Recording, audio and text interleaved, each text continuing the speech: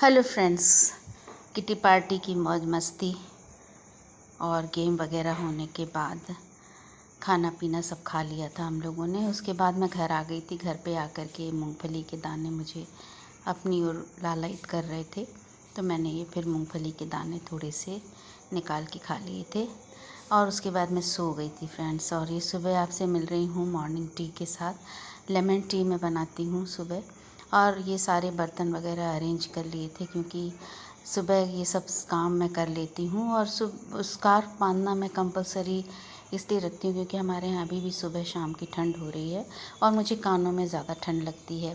और उसके बाद मैंने चाय अपनी पी ली थी।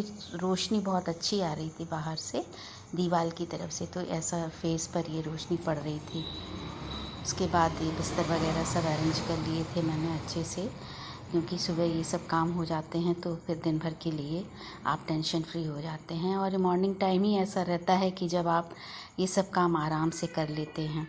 उसके बाद मैंने चाय पी थी और फिर से स्नान ध्यान कर लिया था। और स्नान ध्यान करने के बाद मैं फिर से आ गई थी चौके में, और अब चढ़ा दी थी मैंने चाय अदरक और इलायची वाली। और साथ ही लगे हाथ दूध के बर्तन वगैरह सब मैंने क्लीन कर लिए थे, क्योंकि मलाई वगैरह निकालनी होती है तो मैं इसी तरीके से चाकू से सारी मलाई निकाल लेती हूँ। और ये छोटा सा पत्थर मैंने रखा हुआ है कोई भी चीज़ को क्रश करने के लिए, तो इससे काफ़ी कुछ हेल्प मिल जाती है। और नहाने के बाद मैंने आज ग्रीन कलर की साड़ी वेयर करी थी। ग्रीन कलर थोड़ा मुझे बहुत ज़्यादा पसंद है इस वजह से, और मैं ग्रीन कलर ज़्यादा यूज़ करती हूँ क्योंकि ये बुद्ध को रिप्रेजेंट करता है। और देखिए ये चाय में शक्कर डाल रही हूँ।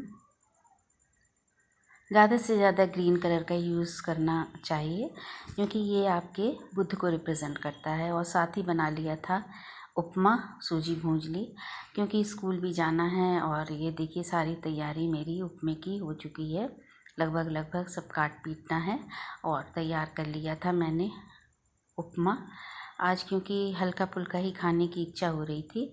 और देखिए ये मेरे रोटी बेलने का ये पटा है जिसे हम लोग हुरसा बोलते हैं, और हुरसे पर ही रख कर मैं सारे काम कर लेती हूँ और इस पर बाद में रोटियां बन जाती हैं। अलग से किसी चीज़ की ज़रूरत नहीं पड़ती है जैसे चॉपिंग बोर्ड वगैरह की, तो इससे काम इजी भी हो जाता है और एक साथ दो काम भी हो जाते हैं। रोटियां भी बन जाती हैं और इससे कटिंग चॉपिंग भी हो जाती है।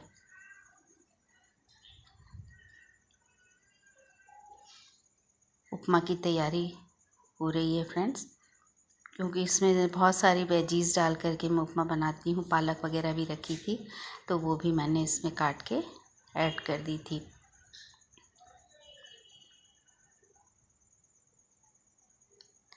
साथ ही बगल में तवा भी चढ़ा दिया था क्योंकि मूंगफली भूंजना भूल गई थी, तो तवा पे मूंगफली भी मैंने रख दी थी भूंजने के लिए, क्योंकि सुबह जल्दी जल्दी सारे काम करने होते हैं और उसके बाद स्कूल के लिए भी निकलना होता है।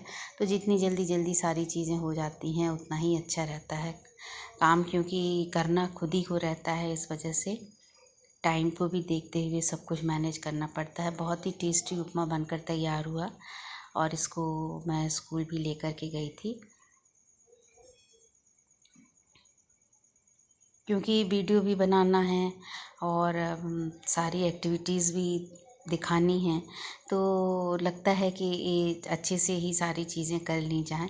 और उसके बाद मैं स्कूल पहुंच गई थी और स्कूल पहुंच कर के आज उपमा ही मैंने ब्रेकफास्ट में कर लिया था।